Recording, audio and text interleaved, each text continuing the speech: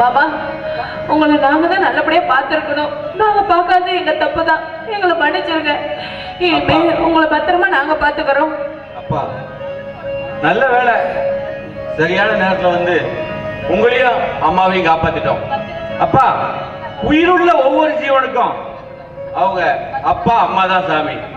அந்த சாமிக்கே ஒரு கஷ்டம்னா அந்த சாமி கிட்ட தான் போய் சொல்லிடுவோம்.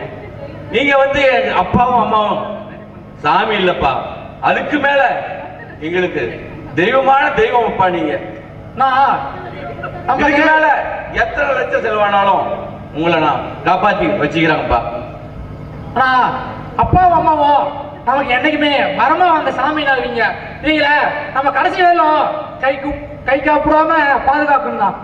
அம்மா, அப்பா, 2 பேருமே நீங்க எங்களுக்கு வரமா கிடைச்ச சாமிப்பா. அம்மா,